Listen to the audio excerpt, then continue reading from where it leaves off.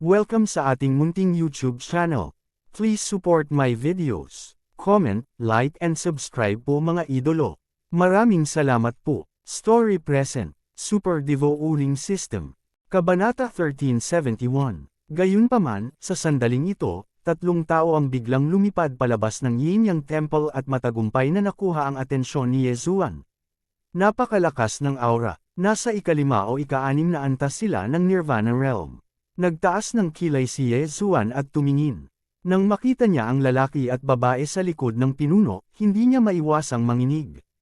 Ang Xuanming Duo. Nanlaki ang mga mata ni Yezuan sa hindi makapaniwala. Paanong ang Xuanming Duo na matagal niyang hinahanap ay nasa Yin-Yang Temple? Dati, naisip niya na ang Xuanming Duo ay namatay sa Fin Earth Sect. Nang maglaon, nalaman niyang dinala sila ni Elder Shuyang ng Fin Earth Sect sa Unfrozen Sea Region, ngunit hindi niya alam kung saan sila nagpunta. Ngayon, ang Xuanming Duo ay talagang lumitaw dito. Maaaring may isang tao sa Yin-Yang Temple ang nakakuha ng Charm Willpower Paper at naghahanda na i-escort sila palabas. Hindi maaaring yun. Agad namang nag-react si Yezuan dahil nakita niya na sina Nolenbing at Nolenjia ay may mga tanikala na tinatakpan ang kanilang vital energy. Nangangahulugan ito na sila ay nahuli. Tama, magkapatid din sila. Interesado sa kanila ang Yin-Yang Temple. Biglang naisip ni Yezuan ang problemang ito. Kailangan niyang aminin na talagang matalino ang tadhana. Talagang pinagdugtong nito ang Xuanming Duo at ang Yin-Yang Temple ng magkasama. Ang Xuanming Duo ay Rebirth Travelers at ang Rebirth Realm powerhouses sa kanilang mga nakaraang buhay. Kahit na ang Yin-Yang Ancestor ay malakas, siya ay nasa Immortality Realm. Pagkatapos ng Immortality Realm ay ang Rebirth Realm. Nagkaroon ng malaking agwat sa pagitan ng dalawang kaharian. Kung nalaman ng mga reinforcement ng Xuanming Duo na sila ay nahuli, ang Yin-Yang Temple ay tiyak na magdaranas ng mapangwasak na dagok o mawawasak pa. Sa pag-iisip nito, nagbago ang ekspresyon ni Yezuan dahil si Song Suijing at Adjudicator Song ay nasa kamay na ng Yin-Yang Ancestor. Paano kung ang Song Suijing at ang Adjudicator Song ay nalantad at nasangkot? Sino iyon? Mabilis na tinuon ni Yezuan ang nasa katanghaliang gulang na lalaki na lumipad palayo kasama ang Xuanming Duo. Iyon ang Temple Master, sagot ni Nierong. Kung gayon saan siya pupunta? Patuloy na tanong ni Yezuan. Hindi ako sigurado. Umiling si Nierong. Biglang nagkaroon ng premonition si Yezuan. Hindi kaya ipinapadala ng Branch Hall Master ang Mysterious Underworld Duo Demons sa Main Hall. Sa sandaling iyon, direktang ginamit ni Yezuan ang Death Pursuit Order para markahan si Nolenbing. Ngunit ang aura ng Branch Hall Master na ito ay labis na kakilakilabot, at siya ay malamang na isang eksperto sa ika-6 na antas ng Rebirth Realm. Bukod doon, may ilang matatanda sa ika-4 o ika-5 na antas ng Rebirth Realm na nakatayo sa likuran niya. Sa makatuwid, si Yezuan ay walang pagkakataon. Kung talagang ini-escort ang Mysterious Underworld Duo Demons sa Main Palace, hindi ko na kailangang itanong ang lokasyon ng Main Palace. Maaari ko lang sundin ang death warrant at hanapin sila. Napaisip si Yezuan sa kanyang sarili. Gayunpaman, wala siyang lakas upang pumunta sa pangunahing bulwagan. Ang kailangan niyang gawin ngayon ay mag-level up ng mabilis. Kung gusto niyang mag-level up, kailangan niya ang Icebound Blaze. Sana nandyan pa rin ang Icebound Flame at hindi pa ganap na pino. Nanalangin si Yezuan sa kanyang puso. Naroon pa rin ang Eternal Earthcore Flame sa kanyang planting space. Marahil ay ang Exceptional Flame na kailangan niyang makapasok sa 4th level ng Rebirth Realm. Pagkatapos, hanggat nakuha niya ang Icebound Flame, maaari niyang mabilis na makapasok sa 3rd level ng Rebirth Realm at maabot ang peak ng 3rd level ng Rebirth Realm sa pamamagitan ng paglamon. Dito, kung lalamunan niya ang Eternal Earthcore Flame, maaari siyang agad na makapasok sa ika-4 na antas ng Rebirth Realm. Sa oras na iyon, maaari niyang maabyutan ang Branch Hall Master ng Yin-Yang Temple at patayin ang lahat, kabilang ang Mysterious Underworld Duo Demons. Una, kaya niyang ipaghiganti si Mo Xiaoyi. Pangalawa, maaaring pagtakpan ang usapin ng Mysterious Underworld Duo Demons na nahuli. Ang templo ng Yin-Yang ay hindi masisira, at magiging maayos si Song Suijing at Adjudicator Song. Pinagmasdan ni Yezuan si Nolenbing at ang iba pa sa di kalayuan. Ang kanyang mga mata ay kumikislap, at siya ay direktang bumasag sa kawalan, dinala ang 32nd at 3rd level rebirth Yin Yang people sa isang bulubundukin na medyo malayo sa branch hall ng Yin Yang Temple. Kayong lahat mula sa Yin Hall, humakbang pasulong. Pagkatapos, 8 babae ang humakbang. 5 sa kanila ay nasa 2nd level ng Rebirth Realm, habang ang 3 pa ay nasa 3rd level ng Rebirth Realm. Ang mga miyembro ng Yin Hall ay kombinasyon ng mga nakatatandang kapatid na babae at nakababatang kapatid na lalaki, kaya napanatili nila ang hitsura ng mga nakatatandang kapatid na babae. Sino ang nakakakilala sa Vice Hall Master ng Yin Hall? Agad na tanong ni Yezuan. Pagkasabi niya noon ay damapo ang tingin ng lahat sa isang magandang babae. Ang babaeng ito ay mukhang normal, ngunit siya ay isang taong yin-yang, na nangangahulugan na ang kanyang nakababatang kapatid ay nasa kanyang katawan. Pakiramdam ng mga ordinaryong tao ay kumukulo ang kanilang tiyan kapag naiisip nila ito. Gayunpaman, isinantabi ni Yezuan ang kanyang pagtatangi at direktang nagtanong, "Kilala mo ang Vice Hall Master ng Yin Hall?" "Master, Changling ang tawag sa akin. Ang Vice Hall Master ng Yin Hall ang master ko." Tumango ang babae. "Kung gayon, alam mo ba ang tungkol sa Icebound Flame?" Tanong muli ni Yezuan. "Oo." Ang babae ay patuloy na tumango, at pagkatapos ay nagpaliwanag, "Ang aking Panginoon ay may Icebound Flame sa loob ng maraming taon, ngunit ang katangian ng Icebound Flame ay tubig. Hindi siya nang ahas na pagsamahin ito sa kanyang katawan dahil magiging sanhi ito ng pagkagambala sa yin at yang. Sa makatuwid, hinahanap niya ang Flame of Fury at ang Eternal Earthcore Flame, umaasang mabalanse ang mga ito." Panipi. "So, hindi siya nakipag-fuse sa Icebound Flame." Nang marinig ito, nagliwanag ang mga mata ni Yezuan. Ang katangian ng Flame of Fury ay apoy, at ang rangkang nito ay malapit sa Icebound Flame. Bukod dito, posible rin ang Eternal Earthcore Flame. Hindi, nag-cultivate lang siya sa tabi ng Icebound Flame. Umiling ang babae at sumagot. "Magaling." Biglang nagpahayag ng pag-asa si Yezuan, at naisip sa kanyang puso, dahil kailangan ng Vice Hall Master ng Yin Hall ang Eternal Earthcore Flame, magagamit ko ang Eternal Earthcore Flame para akitin siya. Gayunpaman, ang Vice Hall Master ng Yin Hall ay nasa ika-6 na antas ng Nirvana Realm. Ang lakas ni Yezuan ay hindi sapat para harapin siya. Agad na kinuha ni Yezuan ang interspatial rings ng lahat. Ang mga taong ito ng Yin-Yang ay ang mga elite ng Yin-Yang Temple, at ang kanilang mga Panginoon ay karamihan ay matatanda. Sa makatuwid, hindi sila nagkulang sa mga mapagkukunan ng pagtatanim. Ang mga bagay sa loob ay sapat na upang lumikha ng isang 5th level na eksperto sa Nirvana Realm. Si Wei Zhenchen ay kasalukuyang nasa ika-5 antas ng Nirvana Realm, habang ang Luo-Luo at ang Old Tree ay nasa ika-3 antas ng Nirvana Realm.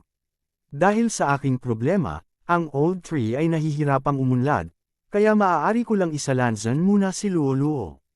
Saglit na nag-isip si Yezuan, at sinabi sa Vice Hall Master ng Yin Hall, "Changling, bumalik sa Yin Yang Temple at ipagpalit ang mga kayamanang ito ng ores, at kalahati sa mga ito para sa cultivation elixir." Ang mga bagay na ito ay walang silbi kay Yezuan, kaya nagpa siya si Yezuan na itaas ang cultivation ni Wei Zhenchen sa ika-6 na antas ng Nirvana Realm. Gayunpaman, maaaring hindi niya kayang makipaglaban sa Vice Hall Master, kaya kailangan pa rin niya ang tulong ni Luo-Luo. Kung makapasok si Luo-Luo sa ika-4 na antas ng Nirvana Realm, magkakaroon siya ng kumpiyansa. Oo, ang babaeng nagngangalang Changling ay tumango, at pagkatapos ay dumaan siya sa Eye of Void na binuksan ni Yezuan at bumalik sa Yin-Yang Temple. Kabanata 1372. Hindi nagtagal, bumalik si Changling na may dalang malaking halaga ng mga ores at cultivation elixir. Bagamat maganda ang mga kayamanan, mas madaling makuha ang mga cultivation elixir. Malakas na ang kakayahan ni Luo-Luo sa pagpino, at sa tulong ng Eternal Earthcore Fire, maaari siyang makapasok sa ika-4 na antas ng Nirvana Realm sa kalahating araw. Para kay Wei Zhenchen, ding! Nakalusot si Wei Zhenchen. Siya ay kasalukuyang nasa ika-6 na antas ng Nirvana Realm. Matapos lulukan ni Yezuan ang lahat ng ores, si Wei Zhenchen ay pumasok. Si Yezuan ay natigil sa ika-2 antas ng Nirvana Realm. Pagkatapos lulukan ang lahat ng ores, makikinabang lamang siya sa Super Dev Ore Crystal. Ang kanyang paglilinang ay hindi bumuti sa lahat. Talagang sayang iyon, ngunit wala siyang ibang pagpipilian. Susunod, may susubok si Yezuan. Ikaw, lumabas ka na. Sinabi ni Yezuan sa isang lalaki sa ikalawang antas ng Nirvana Realm. Walang sabi-sabing humakbang ang lalaki. Pagkatapos, kumislap ang mga mata ni Yezuan. Ginamit niya ang bewitching technique na natutunan niya mula sa asawa ni Beiyang, ang puntod ni Beilin. Sa sumunod na sandali, nagsimulang mamula ang mukha ng lalaki nang may makita siya. Napatingin ang lahat sa kanila at biglang nagkaroon ng masamang premonition. Kuya, ate, biglang lumabas sa lalamunan ng lalaki ang dalawang magkaibang boses. Ang isa ay ang kanyang sariling boses, at ang isa ay ang boses ng kanyang kapatid na babae sa kanyang katawan. Ito ay isang pampaganya lamang. Susunod, si Yezuan ay magiging seryoso. Bewitching technique. Sa sumunod na sandali, napatulala ang lahat. Ang damit ng lalaki ay biglang napunit ng isang mabangis na vital energy. Pagkatapos, nagsimulang magbago ang kanyang katawan. Mabilis na bumukol ang kanyang likod na para bang may tumubo na tumor. Parang may taong nakatayo sa likuran niya. Hindi, ang tumor na ito ay kapatid ng lalaki. Sa sandaling ito, lumaki na ang mga organo ng kapatid na babae. Pati buhok niya ay hamaba na. Sa huli, nagkahiwa-hiwalay ang kanilang balat at nahati sila sa dalawa. Nakatayo doon ang kapatid na babae nang hindi kumikibo. Dilat ang mga mata niya at pulang-pula ang mukha niya. Hindi siya makapaniwala. Nakasama niya ang kanyang kapatid sa loob ng maraming taon. Ngayon, nagkawatak-watek sila. Siya ay isang disipulo ng Yin-Yang Temple. Alam niya na sa sandaling ang isang taong Yin-Yang ay nagkawatak-watek. Ang antas ng tagumpay ng muling pagsasanib ay mas mababa sa 1%. Gayunpaman, si Yezuan ang kanilang Panginoon ngayon, kaya hindi sila nang ahas na magsabi ng anuman. Karamihan sa mga taong nakakita ng eksenang ito ay may inis hanggang sa pagsusuka, ngunit may kakaibang tingin si Yezuan sa kanyang mga mata nang makita niya ito. Tagumpay. Matagumpay na nahati ng heart bewitching art ang isang yin-yang person sa dalawa. Ang pagsasanib ng mga taong yin-yang ay mayroon ding antas ng pagsasanib. Sa pangkalahatan, ang pagsasanib ay 30%. Kung mas mataas ang pagsasanib, mas malakas ang lakas ng labanan. Matapos maghiwalay ang lalaking ito at ang kanyang nakababatang kapatid na babae, ang kultibasyon ng nakababatang kapatid na babae ay bumaba sa unang antas ng Nirvana Realm, at ang lalaki ay talagang bumaba sa ikasyam na antas ng Fragmentation Realm. Panipi, medyo nasa sabik si Yezuan. Ang heart charm technique na ito ay talagang kalaban ng mga taong yin-yang, ngunit ang rate ng tagumpay nito ay naapektuhan ng fusion rate ng taong yin-yang at ang lakas ng kanyang kaluluwa. Bukod dito, nasa second level pa lang siya ng Nirvana Realm ngayon, kaya medyo nahirapan siyang gamitin ito. Sa oras na ito, may natuklasan din siyang problema. Sa orihinal, isang slot lang ang ginugol niya para gamitin ang Eye of Control para kontrolin ang lalaking ito. Ngayong nagkawatak-watek na ang lalaking ito, maging ang kanyang kapatid na babae ay nasa ilalim ng kanyang kontrol. Gayunpaman, isang pwesto lamang ang nakuha. Para sa dalawang nagkawatak-watek, madali silang ginayuma ni Luo-Luo. Pagkatapos, sinabi niya sa kanila na umalis sa lugar na ito at mamuhay ng magandang buhay. Ang templo ng Yin-Yang ay labis na mapang-akit. Hanggat may mga kapatid o kapatid na nakakatugon sa mga kinakailangan, kailangan nilang ipadala sila dito, kaya hindi ito isang pagpipilian. Nakakaawa din ang mga taong ito. Siyempre, may isa pang dahilan kung bakit pinili ni Yezuan na palayain sila. Kayong dalawa, ikalat mo ang kakayahan na ito pagkatapos mong umalis. Biglang naglabas ng libro si Yezuan mula sa devouring space. Ito ay ang heart bewitching art. Oo, guru, isinuot nilang dalawa ang kanilang mga damit at umalis kasama ang heart bewitching art. Ang Yin-Yang Temple ay nakapinsala sa maraming pamilya. Kung ang mga nakapaligid na puwersa ay may ganitong heart bewitching art, kung gayon ang Yin-Yang Temple ay hindi magiging napakayabang. Sino ang nasa second level ng Nirvana Realm at may fusion rate na 40%? Biglang tumalikod si Yezuan at nagtanong. Pagkatapos, lumabas ang tatlong taong Yin-Yang mula sa Yang Temple. Hindi nagsalita si Yezuan at direktang ginamit ang heart bewitching art sa kanila. Hindi nagtagal, nagkahiwa-hiwalay silang tatlo. Anim na hubad na katawan ang tumambad sa hangin, dahilan para manginig ang lahat ng naruroon. Kunin mo ang Heart Bewitching Art at umalis ka na. Binigyan din ni Yezuan ang anim sa kanila ng Heart Bewitching Art at sinabihan silang ikalat ito. Ang grupong ito ng mga taong yin-yang na kinokontrol ay may fusion rate na 60% sa second level ng Nirvana Realm. Sa huli, lahat ng second level na Nirvana Realm Cultivator ay pinaghiwa-hiwalay ni Yezuan at umalis kasama ang Heart Bewitching Art.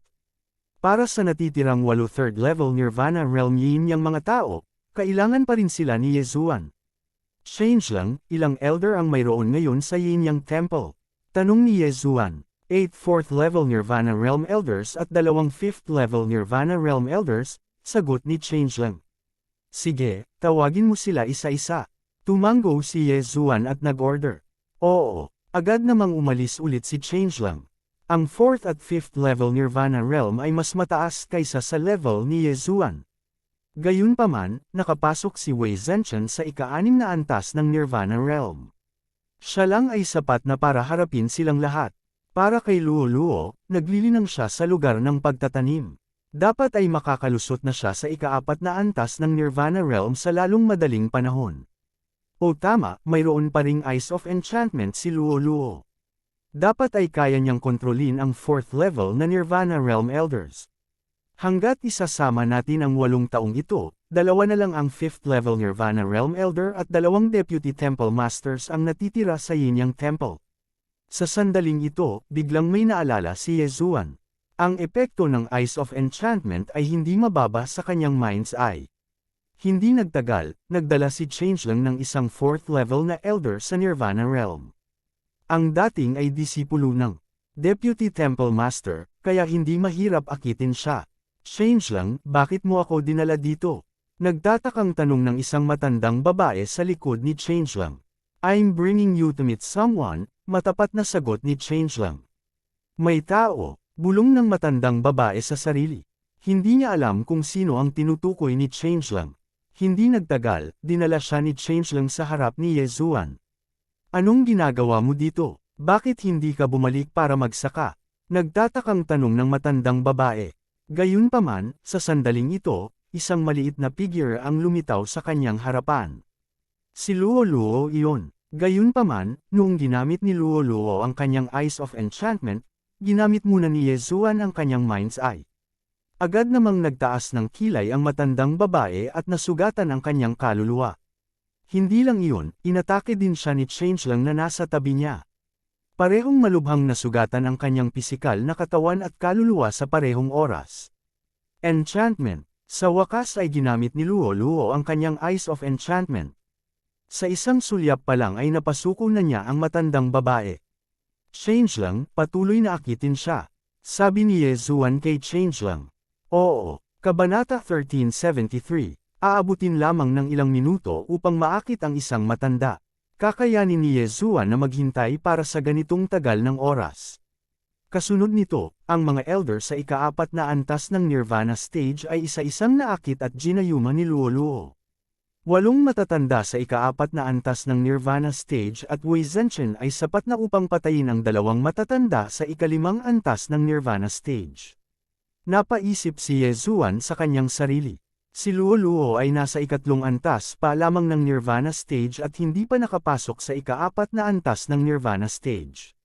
Nang hindi gumagamit ng Eyes of Enchantment, mahirap pa rin para sa kanya na gayumahin ang isang tao na 2 antas sa itaas niya.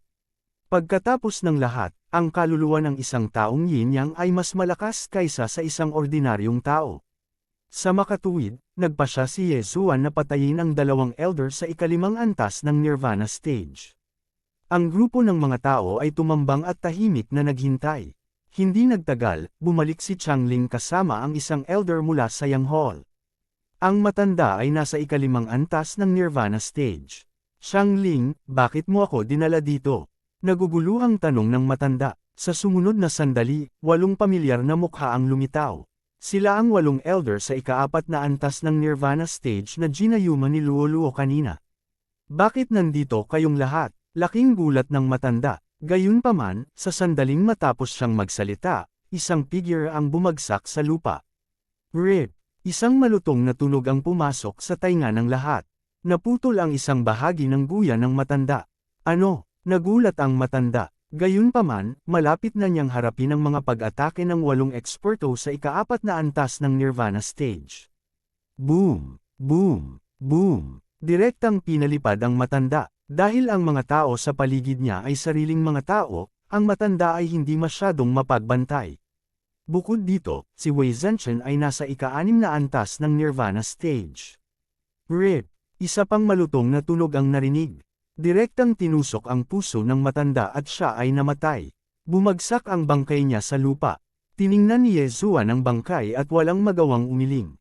Ang Nirvana stage ay hindi niya yugto. Natatakot siya na kailangan niyang umasa kina Wei Zhenchen at Luo Luo.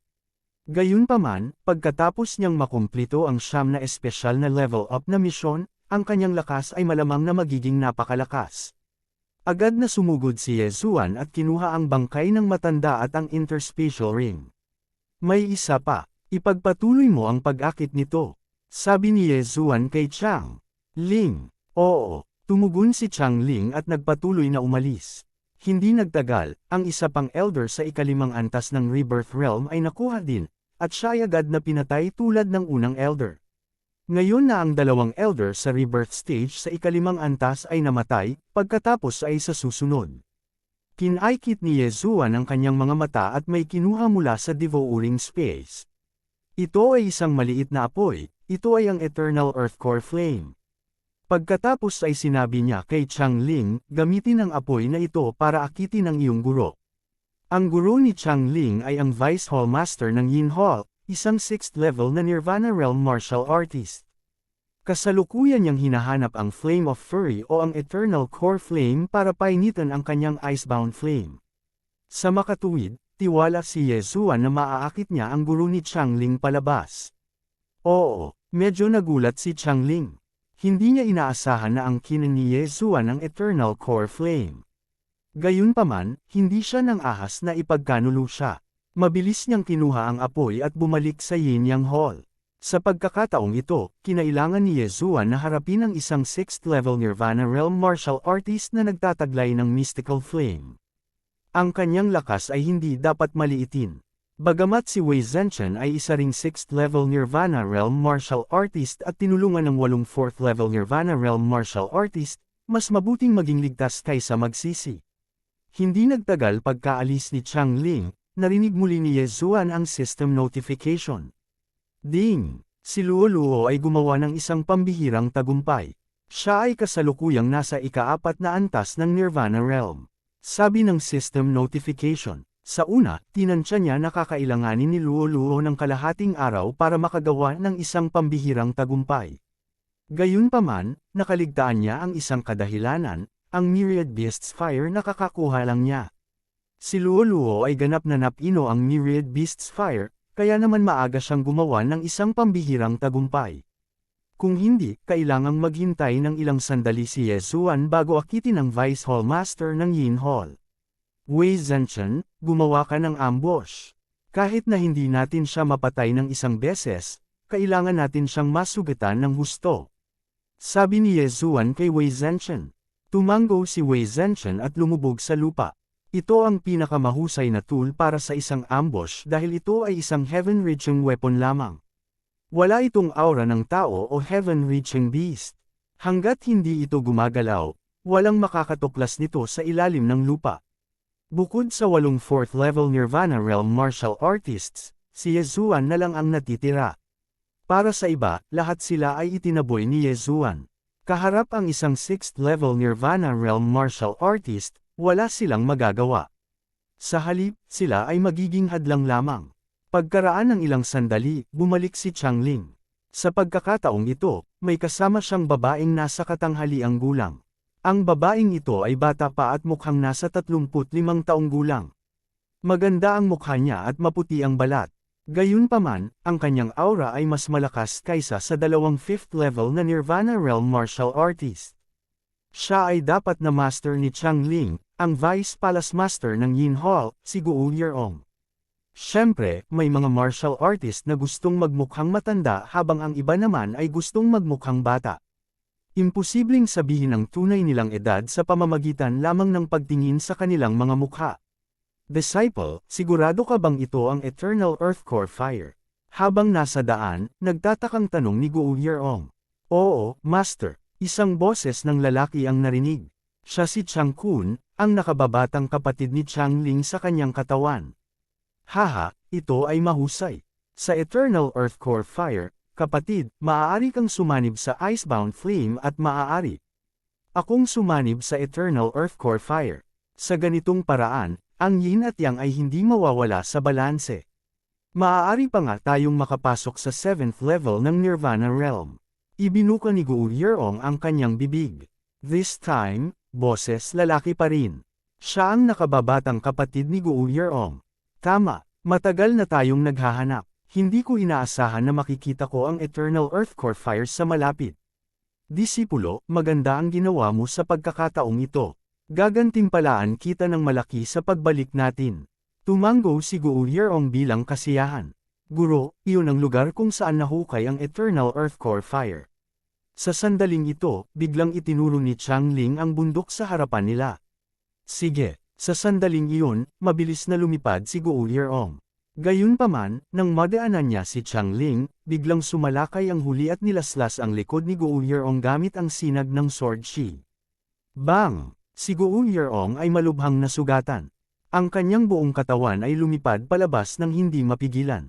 Hindi niya maintindihan kung bakit palihim na inaatake siya ng kanyang pinakamamahal na alagad.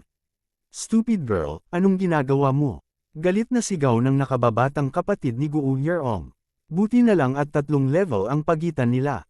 Kung hindi, sila ay malubhang nasugatan. Bago pa makasagot si Chang Ling, 8 tao ang lumitaw mula sa kaliwa at kanan sa harap nila.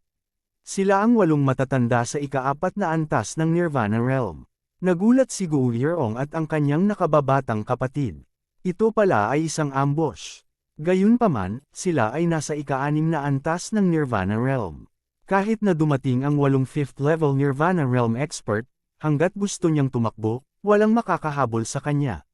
Gayunpaman, ang 8 4th level na Nirvana Realm Elder na ito ay responsable lamang sa pag-akit sa kanyang atensyon. Kabanata 1374, Swoosh! Biglang lumabas ang isang payat na figure mula sa lupa at naging isang sinag ng liwanag, na tumama sa guya ni Guo Yeong. Sa isang tunog ng pagpunit, ang guya ni Guo Yeong ay madaling naputol. Ano? Nagulat si Guo Yeong at ang kanyang nakababatang kapatid. Sila ay nasa 6th level Nirvana Realm at ang kanilang mga katawan ay napakalakas. Paano sila mapuputol ng isang laslas? Gayunpaman, hindi nila alam na si Wei Zhenchen ay nasa 6th level Nirvana Realm din. Higit pa rito, siya ay pinainit ng Eternal Earth Core Fire sa panahong ito at napakatalam. Si Guo Yeong, na nag-aapoy sa galit, ay nagpalo ng palad at pinalipad si Wei Zhenchen. Master, sumuko ka na lang. Biglang paalala ni Chang Ling sa kanya. Ikaw na masamang alagad, papatayin kita. Sigaw ng nakababatang kapatid ni Guo Yeong at sinampal si Chang Ling. Kung tatamaan si Chang Ling, tiyak na madudurog siya. Gayunpaman, sa sandaling ito, isang maliit na figure ang biglang lumitaw. Si Luo Luo, ang nakalusot sa 4th level Nirvana Realm. Nakakakabiganing puso teknik. Kinaikit ni Luo Luo ang kanyang mga mata at ginamit ang ilusyon na pamamaraan na ginawa ni Bei Yang kay Guo Yeong. Espesyal na ginamit ang diskarteng ito upang harapin ang mga yin-yang beings. Matapos matamaan ng teknik si Guo Yeong, nagbago ang eksena sa kanyang harapan. Sa sandaling ito, ang kanyang nakababatang kapatid na lalaki ang nakatayo sa kanyang harapan. Gayunpaman, talagang nakahubad ang kanyang nakababatang kapatid. Ay hindi, agad namang nag-react si Guo Yeong. Nagkaroon ng kapintasan sa paglinang ng Divine Yin-Yang Technique, na kung saan ay hindi kailanman mag-isip tungkol sa mga ganoong bagay. Kung hindi, magkakaroon ng panganib ng pagkawatak-watek. Ate, ang nakababatang kapatid ni Guo Yeong sa kanyang katawan ay biglang gumawa ng kakaibang tunog. Nag-react si Guo Yeong, ngunit ang kanyang nakababatang kapatid ay nakulong sa ilusyon. Ito ay isang magandang pagkakataon. Wei Zhenchen, patayin mo siya. Nagliwanag ang mga mata ni Yesuan at agad niyang binigyan ng utos si Wei Zhenchen. Sa isang iglap, nag-transform si Wei Zhenchen bilang berdeng dragon at iniswipe ang kanyang kuko sa lalamunan ni Guo Yeong. Bam! Nag-react si Guo Yeong at ginamit ang kanyang kaliwang kamay para i-deflect ang Dragon Claw. Gayunpaman, ang kanyang kanang kamay ay inilagay sa harap ng kanyang dibdib. Kuya, gising na. Galit na sigaw ni Guo Yeong sa kanyang puso. Mayroong dalawang kaluluwa sa katawan na ito. Nabasag niya ang ilusyon, ngunit hindi nagawa ng kanyang nakababatang kapatid. Ito ay mahirap. Kung ang kanyang nakababatang kapatid na lalaki ay lumabag sa mga utos, siya ay magkakawatek-watek. Kung sila ay maghiwa-hiwalay, ang kanilang paglilinang ay babagsak. Posibleng bumagsak sila mula sa ika-4 o ika-3 antas ng Nirvana stage. Sis, ang nakababatang kapatid ni Guo Yeong ay nasa ilusyon pa rin. Sa ilalim ng kanyang impluensya, ang mga pisngi ni Guo Yeong ay hindi maiwasang mamula. Sinamantala ang pagkakataong ito, patuloy na umaatake si Wei Zhenchen. Kasabay nito, si Luo Luo ay hindi rin idle. Charm, nakakakabiganing puso teknik. Hindi lamang iyon, ngunit maging si Ye Zuan ay hindi rin idle. Ginamit niya ang kanyang Eye of the Heart. Kahit na mayroong pagkakaiba ng 4 na antas sa pagitan ng ika-2 antas ng Nirvana stage at ang ika-6 na antas ng Nirvana stage, palaging magandang makakaharap ng kaunti pang pinsala sa sandaling ito. Hanggat siya ay nagkawatak-watek, si Guo Yeong ay magiging isang piraso ng karne sa chopping board, sa awan ni Ye Zuan. Ang 8 matatanda sa ika-4 na antas ng Nirvana stage ay mabilis ding lumipad. Gayunpaman, hindi sila direktang lumahok sa labanan. Sa halip, sinuportahan nila si Wei Zhenchen gamit ang kanilang All Creations Energy. Agad na dumobble ang bilis ni Wei Zhenchen. Dahil dito, mas malaki ang pressure kay Guo Yeong. Hindi, kailangan kong umalis. Mabilis na nagdesisyon si Guo Yeong. Naisip niya na sa loob ng ilang segundo ay makikipaghiwalay na siya sa kanyang nakababatang kapatid. Sa katunayan, maaaring mapatay pa siya ni Wei Zhenchen bago siya masira. Kaagad, naglabas siya ng asul na apoy mula sa kanyang interspatial ring. Iyon ay ang Icebound Flame. Ang Icebound Flame ay nireranggo sa ika-75 sa Exotic Flame list. Dahil sapat ang taas ng kanyang cultivation base, hindi kailangan ni Guo Yeong ang Exotic Flame Lantern. Kasabay ng paglabas ni Guo Yeong ng Icebound Flame, nagliwanag ang mga mata ni Ye Zuan. Ito ang naging susi upang makapasok siya sa ika-3 antas ng Nirvana stage. Gayunpaman, hindi inalis ni Guo Yeong ang Icebound Flame para ipakita ito. Icebound 1,000 miles. Ipinakalat ni Guo Yeong ang kanyang tunay na enerhiya at pinagsama ito sa All Creations Energy. Agad siyang nagsumite ng isang divine ability na kanyang nilikha. Ang divine ability na ito ay tinawag na Icebound 1,000 miles. Kinailangan nito na i-cast ang Icebound Flame. Bukod dito, ito ang kanyang unang pagkakataon na gumamit ng discarding ito sa isang labanan. Biglang kumalat ang isang surge ng enerhiya ng yelo. Natigilan si Wei Zhenchen na umaakyat patungo kay Guo Yeong. Ang kanyang buong katawan ay natatakpan ng isang layer ng ice crystals. Sa isang kisap mata, siya ay naging isang ice sculpture. Kotcha, kotcha, kotcha. Isang serye ng malulutong na tunog ang nagmula sa malayo. Nilingan ni Ye Zuan ang kanyang ulo at nakita na ang 8 elder sa ika-4 na antas ng Nirvana stage ay lahat ay nagyelo na naging mga eskultura ng yelo. Maging ang Nirvana fire sa kanilang katawan ay napatay ng yelo. Mula dito, makikita kung gaano kalakas itong 1,000 miles of ice. Sa kabutihang palad, si Ye Zuan ay napakalayo. Kung hindi, hindi niya malalaman ang mangyayari.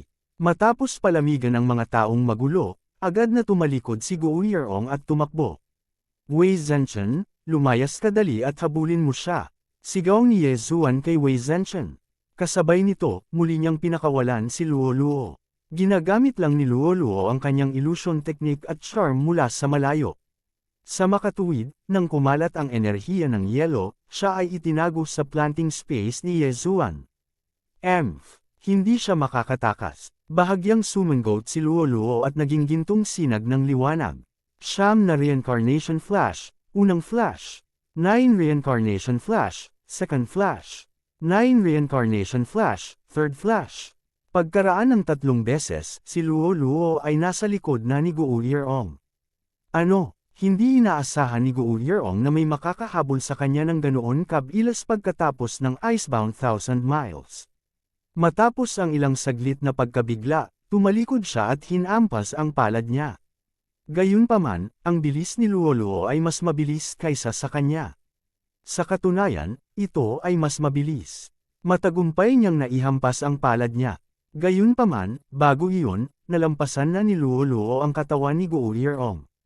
Isang linya ng dugo ang lumitaw sa lalamunan ni Guo Yeong at mabilis na lumaki. Imposible ito. Nanlaki ang mga mata ni Guo Yeong nang maglabas siya ng ilang salita. Maya-maya pa, walang awang bumagsak ang ulo niya at nabaon sa putik. Flop.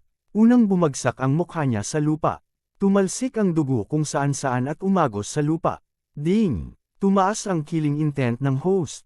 Matapos mamatay si Guo Yeong, isang system notification ang tumunog sa isip ni Yezuan. Ito marahil ang unang pagkakataon na nakapatay siya ng isang kaaway na 4 na kaharian na mas mataas sa kanya.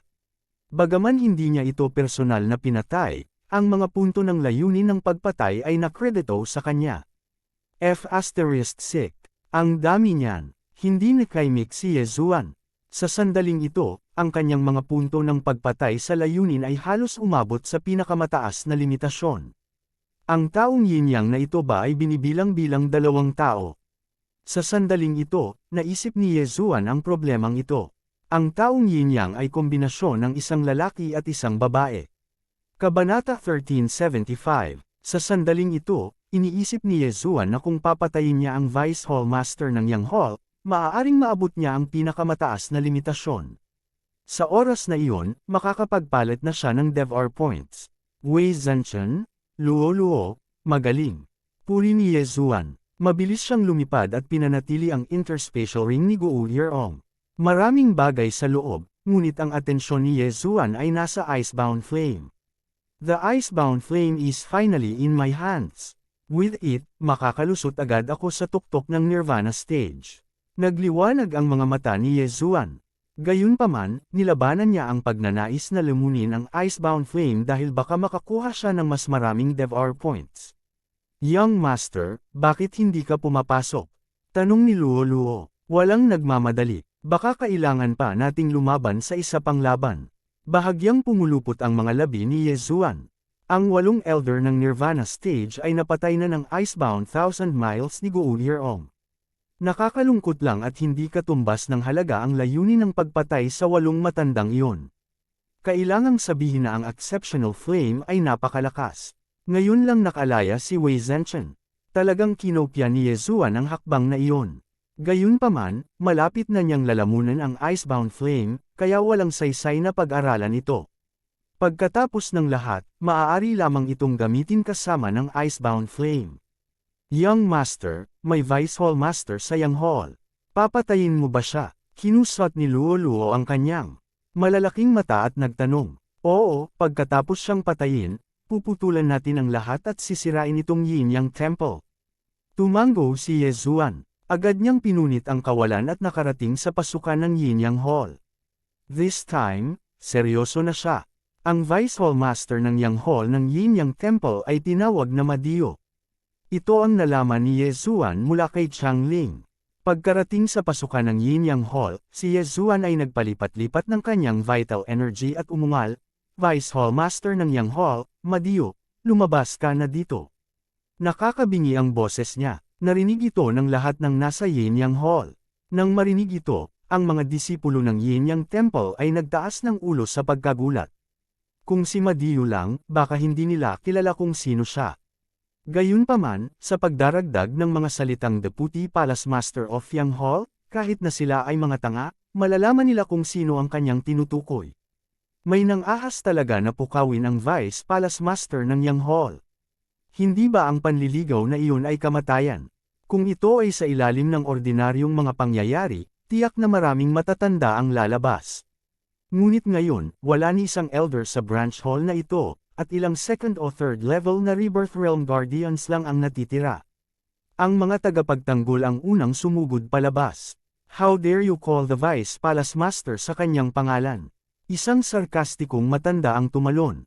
Gayunpaman, bago niya matapos ang kanyang pangungusap, pinutol na ni Wei Zhenchen ang kanyang ulo gamit ang kanyang espada. Dinala ni Wei Zhenchen ang interspatial ring kay Ye Zuan. Old 3, Luo Luo, Wei Zhenchen, hanggat nasa Nirvana Realm sila, patayin silang lahat. Agad namang nag-utos si Ye Zuan. Dati, pinabayaan niya ang ilan sa mga taong yin-yang. Gayunpaman, sila ay minsan niyang mga subordinate kung tutuusin. Sila ay kontrolado at ginamit niya. Si Ye Zuan ay medyo maawain sa kanyang mga nasasakupan. Minsan, hinahayaan niya sila. Gayunpaman, itong mga taong yin-yang na walang kinalaman sa kanya ay hindi makakatakas sa kamatayan. Okay, magkasunod na tumugon si Luo Luo at ang dalawa pa. Sa isang iglap, nagsisingil sila. Ang buong yin-yang Sacred Hall ay naging impyerno. Hindi mabilang na mga hiyawan ang umalangaw-ngaw. Maging si Ye Zuan mismo ay hindi napigil ang sumigaw. Mayroong daan-daang Nirvana Realm Cultivator sa yin-yang Sacred Hall. Ang mga taong ito ay may dobleng halaga ng layunin ng pagpatay. Ang pagpatay ng isa ay nagkakahalaga ng dalawa. Upang makalamon ng mga puntos, kailangang maging walang awa si Ye Zuan. Ding! Tumaas ang killing intent value ng host. Ding! Tumaas ang killing intent value ng host. Ding! Tumaas ang killing intent value ng host. Sunod-sunod na tumunog ang system bips. Marami sa mga taong ito ang napilitang gawin ito. Sila ay nahuli noong sila ay bata pa. Gayunpaman, pagkatapos na inayos ng hindi makatao ng yin-yang Sacred Hall, ang kanilang mga personalidad ay naging baluktot. Pagkatapos ng pagsasama, sila ay naging mas nakakatakot. Kung sisirain lang niya ang Sacred Hall ng yin-yang at hahayaan ang mga taong ito na makatakas, maaaring magdulot ito ng kapahamakan sa mga puwersang nakapaligid. Kaya naman, nag-utos si Ye Zuan na pumatay. Walang sinuman sa kanila ang maaaring iwanang buhay. Para sa mga taong yin-yang na hindi pa nakarating sa Nirvana Realm, direktang ginamit ni Ye Zuan ang bewitching technique para paghiwalayin sila. Hindi nagtagal, ang Sacred Hall ng yin-yang ay napuno ng mga bangkay at mga ilog ng dugo. Ang Deputy Hall Master ng Yang Sacred Hall, si Madio, ay lumabas sa pag-iisa nang marinig niya ang dagandong ni Ye Zuan. Paglabas niya, nakita niya ang isang mabagsik na tao na pumapatay sa mga disipulo ng yin-yang Sacred Hall. Huwag kang mapangahas. Isang malalim na dagandong ang pumasok sa tainga ni Ye Zuan. Lumingon si Ye Zuan at napagtantong may malakas na aura ang tao. Siya ay nasa Nirvana Realm man lang. Madio, nahanap na rin kita. Pinaikit ni Ye Zuan ang kanyang mga mata at binigyan ng utos si Wei Zhenchen. Patayin. Kaagad, si Wei Zhenchen ay naging isang sinag ng liwanag at hinarang si Madio. Si Wei Zhenchen, na may undying attribute, ay maaari pang lumaban sa isang Nirvana Realm martial artist. Hanggat nabibigyan siya ng sapat na oras, maaari niyang maubos ang kanyang kalaban hanggang sa kamatayan. What the hell is this? Magwala ka. Galit na galit si Madio at sinuntok si Wei Zhenchen. Kotsa, tinamaan ng suntok si Wei Zhenchen hanggang sa lumitaw ang ilang bitik sa kanyang katawan. Sabay talikod at inindayog ang buntot ng dragon. Bang! Natama ng bewang ni Madio at pinalipad siya. Anong biro? Paano kung malakas ang pangangatawan niya? Maihahalin tulad ba ito sa isang divine weapon? Sa huli, si Wei Zhenchen ay isa lamang undying weapon. Sa parehong antas, ang lakas ng pakikipaglaban nito ay talagang mas mahina kaysa sa lumang puno. Gayunpaman, ang lakas nito ay nakasalalay sa katotohanan na maaari itong magbago sa kalooban. Nang pinalipad si Madio, mabilis na nag-transform si Wei Zhenchen sa isang hanay ng mga arrow tower. Whoosh! Whoosh! Whoosh! Sunod-sunod na pumutok ang matatalim na arrow. Malungkot ang mukha ni Madio habang tinitiis ang sakit at hinaharangan ang mga palaso. Sa kabilang banda, dumating na rin si Luo Luo. Agad niyang ginamit ang charm and bewitching technique kay Madio. Ang pagkilos na ito ay naging sanhi ng kakaibang reaksyon ng ibang tao sa katawan ni Madio. She asterisk T. Agad na inalis ni Madio ang ilusyon. Gayunpaman, si Maling sa kanyang katawan ay hindi. Siya ay nasa parehong sitwasyon ni Guo Yeong. Kung magpapatuloy siya sa pakikipaglaban, tiyak na madidisintegrate siya. Gayunpaman, kung siya ay tumakas, hindi ba ang mga disipulo ng Yin-Yang Temple ay mamamatay ng walang kabuluhan? Patayin! Wala nang pakialam si Madio. Nakapagdesisyon na siya. Kahit mamatay siya, papatayin niya si Ye Zuan. Yin Yang Sword ng Yelo at Apoy, Slash. Si Madio ay nag-ipon ng apoy sa kanyang kaliwang kamay at mga ice crystal sa kanyang kanan. Sa sandaling pinagdikit niya ang kanyang mga palad, ang apoy at mga kristal ng yelo ay biglang lumaki at namuo at naging isang dambuhalang ice at fire sword. Tapos, naglaslas siya. Hindi nakaiwas si Wei Zhenchen sa oras at natama ng espada. Ang hakbang na ito ay isang mataas na antas ng Nirvana superpower sa Yin Yang Temple. Sa buong Yin Yang Temple, siya lang ang natuto nito. Dapat malaman ng isang tao na kahit ang pangunahing guro ng templo ay hindi alam ito. Gayunpaman, natutunan niya ito. Ito ay sapat na upang ipakita ang kanyang talento. Kabanata 1376. Ding! Patay na si Wei Zhenchen.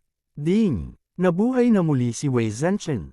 Pagkatapos ng dalawang notification ng system, muling inilabas ni Ye Zuan si Wei Zhenchen. Ano? Paano ito posible? Nagulat si Madio. Malinaw niyang nakita si Wei Zhenchen na naging abo. Paano muling lumitaw si Wei Zhenchen sa susunod na sandali? Dahil iyon ang kaso, papatayin kita muli. Ice and Fire Yin Yang Sword. Nag-condensed si Madio ng isa pang Ice and Fire Sword at mabilis na nilaslas. Sa pagkakataong ito, hindi umiwas si Wei Zhenchen. Hindi niya nagawang umiwas noong nakaraan, ngunit sa pagkakataong ito, sinadya niya ito. Gotcha! Muling pinatay si Wei Zhenchen. Dalawang system notification ang muling tumunog sa isip ni Ye Zuan. Gayunpaman, sa pagkakataong ito, pain lang si Wei Zhenchen para maakit ang atensyon ni Madio. Ang tunay na panganib ay tahimik na gumapang sa likod ni Madio. 9. Reincarnation Flash, 4th Flash. Swish! Isang malutong na tunog ang umalangaw-ngaw. Lumipad sa ere ang ulo ni Madio. Ang dugo ay nag-spray ng 3 metro ang taas na parang fountain. Madio, patay na. Ding! Tumaas ang killing intent ng host. Pagkatapos ng kamatayan ni Madio, tumaas ng malaking margin ang layunin ng pagpatay ni Ye Zuan. Pagkatapos, tumunog ang isa pang notification ng system. Ding! Umabot na sa upper limit ang killing intent ng host. Gusto mo bang palitan ng isang DevR point ang killing intent points? Oo, sumagot si Ye Zuan ng walang pag-aalinlangan. Ding! Matagumpay na naalis ang layunin ng pagpatay. Ding! Nakakuha ang host ng isang DevR point. Sa wakas ay ipinagpalit na niya ang mga punto ng pagpatay sa layunin para sa DevR points. Pangatlong beses na ito. Kasabay nito, biglang nakaisip si Ye Zuan ng paraan para mabilis na makakuha ng DevR points. Iyon ay para mabilis na mapataas ang cultivation ni Wei Zhenchen sa Nirvana Realm Level 9 at pagkatapos ay patayin ang Level 9 na eksperto. Hindi banggitin ang Level 9 Nirvana Realm, hanggat napatay niya ang mga eksperto sa Level 8 o Level 7 Nirvana Realm, maaaring maabot niya ang pinakamataas na limitasyon ng isang beses. Gayunpaman, ang pangunahing bagay ngayon ay upang mapataas ang kanyang antas ng paglilinang. Kahit na ang DevR points ay makapagpapalakas sa kanya, ang pagtaas ng lakas ay hindi lalampas sa pagtaas ng antas ng cultivation. Dahil nakuha niya ang DevR points, ang susunod na hakbang ay ang paglusot. Ding! Nilamon ng host ang Ice Silang Flame. Ding! Ang host ay gumawa ng isang pambihirang tagumpay at kasalukuyang nasa 3 antas ng Nirvana stage. Ding! Natapos na ng host ang espesyal na leveling up na misyon. Ang gantimpala ay ang Immortal Phoenix Bloodline at ang pagbabahagi ng bagay. Pagkatapos ng 3 magkakasunod na notification sa system, natigilan si Ye Zuan. Ang bloodline ng Immortal Divine Phoenix ay maaaring ibahagi sa iba pang mga buhay na bagay. Dati, noong nakabuo siya ng kontrata sa Old Tree, nakuha ng Old Tree ang kakayahan sa pagbawi ng bloodline ng Divine Tree of Life. Ngunit ngayon, nagkaroon pa siya ng kakayahang mag-detoxify at lumaban sa apoy. Hindi lang iyon, pareho din ito para kay Luo Luo at Wei Zhenchen. Sa hinaharap, hindi na kailangang mag-alala si Luo Luo tungkol sa problema ng true chi consumption. Siyempre, pagkatapos makuha ni Wei Zhenchen ang Immortal Divine Phoenix Bloodline, makaka-recover siya kaagad sa kanyang mga pinsala. Higit pa rito, medyo tumaas din ang kanyang resistensya sa apoy. Dati, si Wei Zhenchen ay 2 beses na pinatay ng yelo at apoy na Yin Yang Sword. Gayunpaman, pagkatapos na patayin, hindi siya namatay. Sa halip, sinira niya ang kanyang sarili dahil hindi siya maaaring ayusin. Kung ngayon lang siya nagkaroon ng bloodline ng Immortal Divine Phoenix Bloodline, na may paglaban sa apoy ng bloodline, ang Ice and Fire Yin Yang Sword ay hindi magdulot ng labis na pinsala sa kanya. Bukod dito, kahit na maputol siya sa kalahati, mabilis siyang makakabawi. Hindi na niya kailangan pang sirain ang sarili at muling mabuhay para lumaban muli. Iyon ay makakapagtipid sa kanya ng maraming oras. Not bad, not bad. Napakaganda din ng reward this time. Tumango si Ye Zuan bilang kasiyahan. Pagkatapos, mabilis niyang nilamon ang mga bagay na nakolekta niya kanina. Ding! Naabot na ng host ang rurok ng ikatlong antas ng Nirvana Stage. Sa tuwing mararating ni Ye Zuan ang rurok ng Nirvana Stage, malalaman niya kung ano ang kailangan niya sa susunod.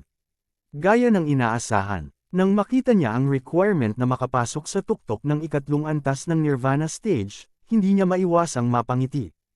Ang mahiwagang apoy na kinakailangan upang makapasok sa ikaapat na antas ng Nirvana Stage mula sa tuktok ng ikatlong antas ng Nirvana Stage ay ang Eternal Earth Core Fire. Talagang tinutulungan ako ng langit. Tumangala si Ye Zuan sa langit at tumawa ng malakas. Nang makita ito ni Wei Zhenchen, hindi niya maiwasang isipin ang sarili, damn, retard. Ding! Nilamon ng host ang Eternal Earth Core Fire. Ding! Nakalusot ang host. Ang host ay kasalukuyang nasa ikaapat na antas ng Nirvana Stage. Ding! Nakumpleto na ng host ang special level up mission. Ang reward ay isang bote ng blessing oil. Nang marinig ito ni Ye Zuan, muli siyang nabigla.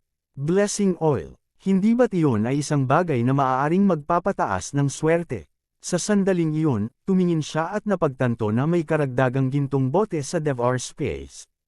Blessing oil. Wei Zhenchen, ang tagal mo na akong kasama. Ibibigay ko sa iyo. Walang pag-aalinlangan, kinuha ni Ye Zuan ang blessing oil at ibinuhos ang buong bote kay Wei Zhenchen. Sa sandaling ibuhos ang blessing oil kay Wei Zhenchen, agad itong hinigup niya. Bagamat tila walang pagbabago, narinig ni Ye Zuan ang system notification. Ding! Tumaas ang swerte ni Wei Zhenchen. Nasa isang point ang kasalukuyang swerte. Ang swerte ng host ay ang kabuuan ng lock points ng lahat ng kagamitan. Sa madaling salita, si Ye Zuan ay may isang punto ng lock points. Tatlong kagamitan lang ang dala ni Ye Zuan. Ang una ay si Wei Zhenchen, ang pangalawa ay ang Divine Wood Seal ng Old Tree, at ang huli ay ang Glorious Set. Ngayon, ang realm ni Wei Zhenchen ang pinakamataas, kaya natural na ibinigay sa kanya. Kapag tumaas ang lock points ng armas, maaaring magdulot ito ng critical hit effect kapag umaatake. Sa madaling salita, ang pag-atake sa pagkakataong ito ay magiging mas malakas. Ibinigay ni Ye Zuan ang blessing oil kay Wei Zhenchen para sa isa pang dahilan. Ang Wei Zhenchen ay maaaring gamitin bilang isang sandata at bilang isang kalasag. Pinapatay nito ang dalawang ibon gamit ang isang bato. Para sa lock points ni Ye Zuan, ito ay lubhang kapaki-pakinabang. Halimbawa, kapag nagpapalitan ng mga item, magkakaroon ng critical hit effect. Gagamitin niya ang presyo ng isang item upang ipagpalit ang dalawa sa parehong item. Kapag nagpapanday ng kagamitan, magkakaroon ng critical hit effect. Gumagamit siya ng isang hanay ng mga materyales sa paggawa ng dalawang piraso ng kagamitan. Kasabay nito, maaari nitong mapataas ang pagkakataong manalo ng lottery. Hindi kailanman ginamit ni Ye Zuan ang DevR Space Lottery System dati. Sa wakas, maaari nitong mapataas ang pagkakataon ng instant kill ng God-slaying bloodline. Sa madaling salita, maraming benepisyo ang pagtaas ng lock points. Young Master, ang iyong realm ay mabilis na dumami. Hindi napigilan ni Luo Luo na sabihin. Tama, bihira lang makalusot ng dalawang magkasunod. Napangiti si Ye Zuan. Young Master, you're really amazing. I'm impressed. Nagpupuri din ang Old Tree. Dati, dahil natigil si Ye Zuan sa ikalawang antas ng Nirvana Stage, mabagal ang kanyang improvement. Ngayong nalampasan na siya ni Ye Zuan, tinansya niya na makakalagpas siya sa ikalimang antas ng Nirvana Stage sa maikling panahon. Kung ito ay iba pang sky-reaching beasts, maaaring hindi sila makalusot kahit isang beses sa loob ng ilang taon. Gayunpaman, para sa lumang puno, ito ay kadalasang masisira isang beses bawat ilang araw. Tiyak na hindi siya sumunod sa maling guro. Ngayong kumpleto na ang tagumpay, nagpatuloy ang pagpatay. Ang branch palace ng Yin Yang Temple ay kailangang sirain ngayon. Kabanata 1377. Napatay ko na halos lahat ng Nirvana Realm Cultivator.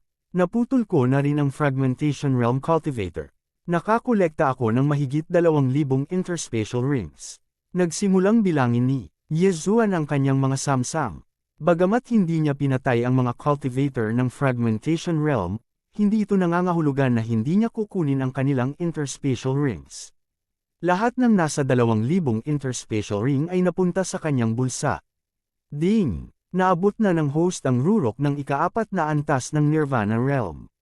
Na-notify ang system. Si Yezuan ay likas na sumulyap dito at napagtanto na ang si Heart Flame, na nasa ika-70 na ranggo sa Exceptional Flame List, ay kinakailangang makapasok sa ika-5 antas ng Nirvana Realm.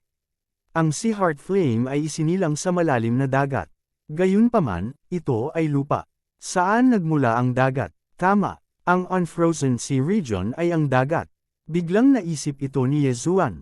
Gayunpaman, wala siyang oras upang bumalik sa Unfrozen Sea Region upang hanapin ang si Heart Flame. May mas importante pa siyang gagawin. Dumating siya sa pasukan ng Yin Yang Temple at tumingin sa hilaga. Zuanming Duo Demons, maghanda para mamatay. Nagningning ang mga mata ni Yezuan sa walang katulad na kumpiyansa. Nang i-escort ang Zuanming Duo Demons, sila ay nasa ika-4 na antas lamang ng Nirvana Realm. Ang mga escort ay ang Temple Master ng Yin Yang Temple at 3 Elder sa ika-5 antas ng Nirvana Realm. Ngayong nakapasok na si Yezuan sa ika-4 na antas ng Nirvana Realm, isang piraso ng cake para sa kanya ang pakikitungo sa kanila. Hindi banggitin na ang ika-6 na antas ng Nirvana Realm ay walang Blade Storm. Fair na, sa sandaling iyon, direktang ginamit ni Yezuan ang Shadow Steps at sumugod sa hilaga. 2 oras na lang mula nang umalis ang Zuanming Duo Demons. Ang bilis ni Yezuan ay hindi mas mabagal kaysa sa Temple Master. Kasabay ng epekto ng Shadow Step, tiwala siyang maaabutan niya ang Temple Master sa loob ng 1 oras.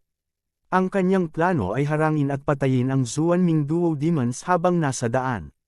Kung hindi, kapag nalaman ang katulong ng Zuanming Duo Demons, maaaring masira ang Yin Yang Temple.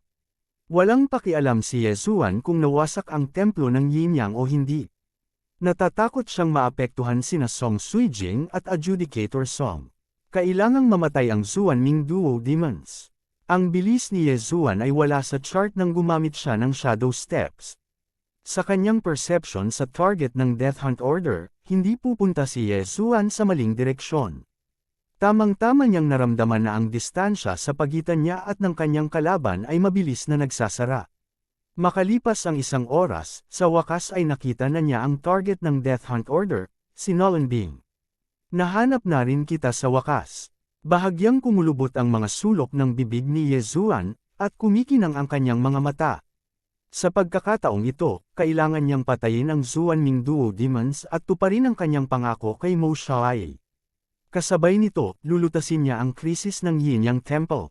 Ang taong nag-escort sa Mysterious Underworld Duo Demons ay ang Main Hall Master ng Yin Yang Temple. Mayroon ding 3 matatanda sa ika-5 antas ng Nirvana Realm. Para kay Yezuan, lahat ng ito ay napakalakas. Ngunit pagkatapos niyang masira, ito ay wala. Wei Zhenchen, hahayaan na kita sa isang pagpatay sa pagkakataong ito. Napaisip si Yezuan sa kanyang sarili. Upang maging ligtas, handa siyang gamitin ang Bladestorm para patayin ang lahat ng 6 na tao sa kanyang harapan, na walang naiwang nakaligtas. Gayunpaman, sa sandaling ito, ang Subhall Master na nag-escort sa Mysterious Underworld Duo Demons ay biglang lumingon. Sino ta? Galit na sigaw ng Subhall Master. Sa simula pa lang ay medyo kinakabahan na siya na parang may malaking mangyayari kaya sobrang puyat siya. Hindi inaasahan ni Yezuan na siya ay matutuklasan ng Subhall Master kahit na siya ay napakalayo. Tila ang Subhall Master ay nasa tuktok ng ika-6 na antas ng Nirvana Realm. Malamig na sumangot si Yezuan, at kumislap ang kanyang mga mata. Mind's Eye. Ding! Kontrolin ng matagumpay. Ding! Kontrolin ng matagumpay. Ding! Kontrolin ng matagumpay. 3 magkasunod na notification ng system ang tumunog. Ang tatlong matatanda sa ikalimang antas ng Nirvana Realm ay direktang kinokontrol ni Yezuan. Whoosh! Whoosh! Whoosh! Biglang umatake ang tatlo, at ang target nila ay ang mga Xuanming Duo Demons. Ang Xuanming Duo Demons ay nakagapos at hindi magamit ang kanilang True Chi.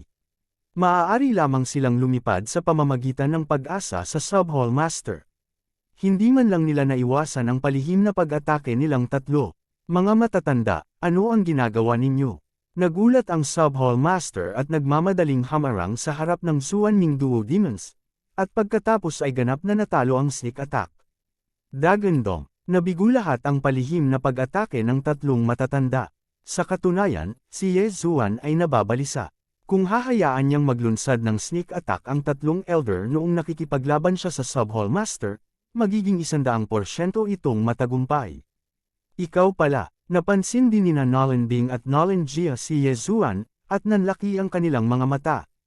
Gusto nilang bumalik sa pagsadya, at pagkatapos ay ipadala ang mga powerhouse ng Immortality Realm para hanapin si Yezuan. Hindi nila inaasahan na ihahatid ni Yezuan ang kanyang sarili sa kanila. Ang pinakamahalaga, noong nakita nila si Yezuan dati, si Yezuan ay nasa Fragmentation Realm lamang. Sa ganoong kaikling panahon, si Yezuan ay talagang nakapasok sa Nirvana Realm, at tila may kakayahang lumaban gamit ang pinakamataas na ika-6 na antas ng Nirvana Realm Powerhouse. Ang tatlong matatandang ito ay malamang na kontrolado na ni Yezuan.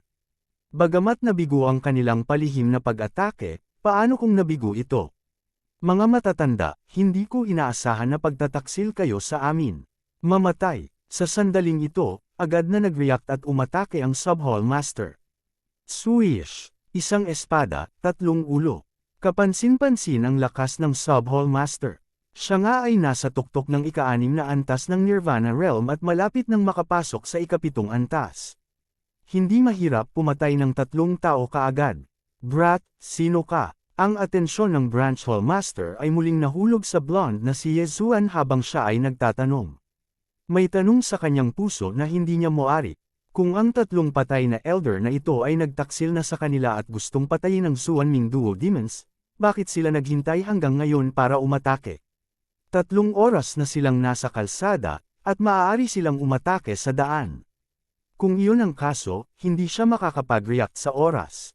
Ngunit ngayon, naghihintay ang tatlong matanda sa sandaling tumalikod siya para umatake. Hindi kaya agad silang kinokontrol ni Yezuan. You don't need to know. I only want to kill the two of them. Matapos magsalita ng malamig si Yezuan, agad siyang umatake. Pagsabog ng layunin ng pagpatay. Walang kapantay na nagniningas na Dragon Slash. Isang gintong naglalagablab na dragon ang tumakas. Nararamdaman ng Subhall Master ang lakas ng pag-ataking ito, ngunit sinabi pa rin niya ng masama, walang gaanong kasanayan. Icefire Yin Yang Sword. Isang dambuhalang espada ng yelo at apoy ang nabuo at marahas na nalaslas. Dati, inakala ng Vice Hall Master ng Yang Hall na siya lang ang nakabisado sa hakbang na ito. Sa katunayan, mas nauna pa sa kanya ang Master ng Sub-Hall, ngunit hindi pa niya ito ginagamit. Kaya naman naisip ni Vice Hall Master Madio. Bang! Tinalo ng higanteng espada ng yelo at apoy ang gintong nagniningas na dragon. Gayunpaman, sa sandaling ito, sumugod na si Yezuan patungo sa Sub-Hall. Master, nililigawan mo si kamatayan. Sigaw ng Sub-Hall Master. Matapos matiyak na walang ibang tao sa paligid, lumapit siya sa kanya. Gayunpaman, hindi niya alam na may 3 katulong si Yezuan na naghihintay sa planting space. Pagsabog ng layunin ng pagpatay. Walang kapantay na nagniningas na Dragon Slash. Icefire Yin Yang Sword. Kabanata 1378. Gayunpaman, sa sandaling ito, Wei Zhenchen, pumunta at patayin ang Xuanming Duo Demons. Sabi ni Yezuan sa kanyang puso. Sa susunod na sandali, biglang lumitaw si Wei Zhenchen at tumakbo patungo sa Xuanming Duo Demons. Ano? Nagulat ang Sub-Hall Master. Hindi niya alam kung paano lumitaw ang espada. Pagkatapos ng lahat, ang sandata ay hindi inihagis ni Yezuan. Bigla itong lumitaw. Gayunpaman, nasangkot na siya kay Yezuan. Imposibleng maabuti niya si Wei Zhenchen. Damn it! Isa itong sakripisyo para sa main hall. Hindi mo siya mahahawakan. Galit na sigaw ng Subhall Master. Wala akong pakialam kung kanino ka magsasakripisyo. Mamatay ka. Namilog ang mga mata ni Ye Zuan. Nakarating na si Wei Zhenchen sa harap ng Zuanming Duo Demons. Sa susunod na sandali, puputulan niya ang kanilang mga ulo. Nanlaki ang mga mata ng Zuanming Duo Demons. Hindi nila akalain na dito sila mamamatay. Gayunpaman, sa sandaling ito, swoosh! Isang bagzo ng hangin ang umihip ng wala sa oras. Si Wei Zhenchen ay naharang ng bagzo ng hangin ito at hindi makagalaw. Ano? Nagulat si Ye Zuan. Nang lingunin niya ng maigi, napagtanto niyang hindi iyon bagzo ng hangin kundi tao. Gayunpaman, ang bilis ng taong ito ay napakabilis na hindi siya makapag-react. Isa itong matandang nakaputi. Sinasakal ng kanang kamay niya si Wei Zhenchen para hindi makagalaw si Wei Zhenchen. Kahit si Ye Zuan ay hindi makita ang antas ng cultivation ng matandang ito. Gayunpaman, naramdaman ni Ye Zuan na ang matandang lalaking ito na nakaputi ay napakalakas. Kahit na ang matandang ninuno na si Yin Yang ay maaaring hindi kapareha nitong matandang nakaputi. Ito ang pakiramdam ni Ye Zuan. Escort. Agad namang nag-react si Ye Zuan. Swoosh! Biglang nagliyab ang matandang nakaputi sa kanang kamay. Pagkatapos, si Wei Zhenchen ay agad na nasunog at naging abo. Ding! Patay na si Wei Zhenchen. Ding! Nabuhay na muli si Wei Zhenchen. Tumunog ang dalawang system notification. Gayunpaman, nakatulala pa rin si Ye Zuan. Ang napakalakas na kalaban ay hindi bababa sa isang Nirvana Realm level 8 o level 9. Baka nasa Immortality Realm pa siya. Immortal level. No way. Hindi makapaniwala si Ye Zuan. Kung ang kanyang kalaban ay nasa Immortal level, wala siyang pagkakataong manalo. Hindi banggitin ng Longevity Realm, kahit na ito ang ikawalong antas ng Nirvana Realm, imposibleng manalo siya. Damn it, nasa harapan ko na naman, at iniistorbo na naman ako. Nagmumura si Ye Zuan sa kanyang puso. Bakit napakaswerte ng Mysterious Underworld Duo? May nagligtas sa kanila ng ilang beses na. Singers, okay lang ba kayo? Magalang na sabi ng matandang nakasuot ng puti. Huwag kang mag-alala, hulihin mo itong dalawa. Hindi na nagsalita pa si Nolan Bing at direktang nag-utos. Sige, tumango ang matanda na nakasuot ng puting damit. Nang marinig ito, nagbago ang ekspresyon ni Ye Zuan. Naghanda siyang buksan ang kawalan at umalis. Gayunpaman, bigla niyang napagtanto na hindi niya maigalaw ang kanyang katawan. Hindi lamang iyon, ngunit ang mga kalapit na Palace Masters ay ganoon din. Mata ng kalikasan. Nanlaki ang mata ni Ye Zuan. Ang paggamit ng kapangyarihan ng 10,000 elepante mula sa malayo ay ang epekto ng mata ng 10,000 elepante. Sinong mag-aakalang magkakaroon din ng matandang ito na nakaputing damit? Ito ay magiging mahirap. Mukhang peke lang ang kamatayan. Agad na tinawag ni Ye Zuan si Wei Zhenchen at direktang tinusok ang sariling dibdib. Swish! Tinusok ng Megatron Sword ang kanyang puso. Ang eksenang ito ay nagulat din sa maputing buhok. Kahit patay ka na, sa sandaling ito, sumigaw si Nolan Bing sa mahinang boses. Hindi mahalaga sa kanya ngayon ang buhay ni Ye Zuan dahil magagamit na niya ang soul-searching divine power. Kahit patay na tao ito, maaari pa rin niyang hanapin ito. Pagdating ng oras, malalaman niya kung nasaan si Luo Luo. Noong una ay gusto ni Ye Zuan na pekain ang kanyang kamatayan para maiwasan ang sakuna na ito, ngunit hindi niya inaasahan na magiging napakalupit ni Nolan Bing. Ito ay talagang mahirap. Nako, hindi ako makagalaw ngayon, at ang matandang nakasuot ng puting damit ay mapagbantay. Kahit buksan ko ang kawalan, natatakot akong hindi ko makuha ang lumang puno upang tulungan ako sa walang laman na pinto. Ang ekspresyon ni Ye Zuan ay lubhang nagbago. Anuman ang mangyari, kailangang subukan ang pamamaraang ito. Eyes of the Void. Isang walang laman na pinto ang bumukas. Mabilis na nag-react ang matandang nakasuot ng puting damit at agad na ginamit ang Eye of Thousand Forms para hilahin si Ye Zuan. Sa isang kisap mata, hinayla si Ye Zuan sa harapan niya. Bagamat sinabi ni Nolan Bing na maaari siyang patay, mas mabuting mabuhay kaysa sa patay, hindi ba? Ngayon, si Ye Zuan ay ganap na napigilan at hindi makagalaw. Hindi niya kayang sakta ng sinuman at hindi siya makatakas. Malamang tapos na ang kanyang kapalaran. Alam ko, gustong hanapin ni Nolan Bing ang mga alaala ko. Gusto niyang hanapin ang mga alaala ko. Naunawaan kaagad ni Yezuan. Gayunpaman, mayroon siyang Eye of Eternity. Hanggat hindi masisira ang dalawang eyeballs niya, hindi siya mamamatay. Ang pagkukunwari ng kanyang kamatayan ay hindi magagawang lokohin ang matanda na nakasuot ng puting damit. Mukhang this time, kailangan kong mawala ang doppelganger ko. Biglang gumawa ng desisyon si Yezuan sa kanyang puso. Ang desisyong ito ay isa na hindi pa niya nagawa noon, at iyon ay ang magpakamatay. This time, suicide na talaga. Xuanming Duo Demons, ako, si Yezuan, aminin ang pagkatalo sa pagkakataong ito. Ang mga gininto ang mata ni Yezuan ay kumislap at biglang namula. Naramdaman ng matanda na nakasuot ng puting damit at ng Xuanming Duo Demons na may mali at nag-react sa susunod na sandali. Gayunpaman, hindi sila pinigilan ng Xuanming Duo Demons. Sa kanilang opinyon, ang mga mata ni Yezuan ay wala. Hindi mahalaga kahit na siya ay namatay. Bang! Ang mga mata ni Yezuan ay pilit na pinaikit ng sarili niyang tunay na enerhiya. Sa pagkakataong ito, kahit na mayroon siyang Eye of Eternity, patay pa rin si Yezuan. Matapos sumabog ang mga mata ni Yezuan, ang kanyang katawan ay biglang naging flying ash at natangay ng hangin. Anong nangyayari? Nagulat si Nolan Bing. Paano naging ganito kung nabulag lang siya? Hindi kaya isang puppet lang ang Yezuan sa harap nila. Mga senior, hindi rin maintindihan ng maputi ang buhok ng matanda. Kung siya ay buhay, gusto nila siyang makita. Kung patay na siya, gusto nilang makita ang bangkay niya. Gayunpaman, patay na si Yezuan. Wala man lang bangkay, isang set na lang ng damit ang naiwan. Paano ito naging posible? Wala bang ibang tao sa saklaw ng iyong espiritual na kahulugan? Tanong ni Nolan Gia. Sigurado akong walang iba. Umiling ang matandang nakasuot ng puting damit at sinulyapan ang pinuno ng sub-templo.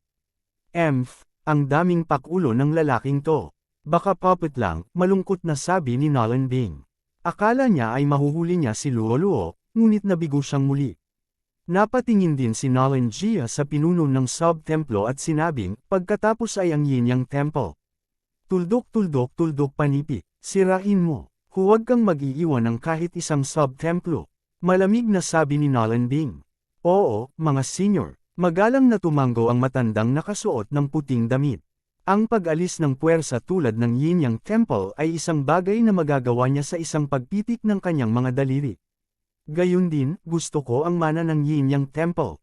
Biglang paalala ni Nolan Bing.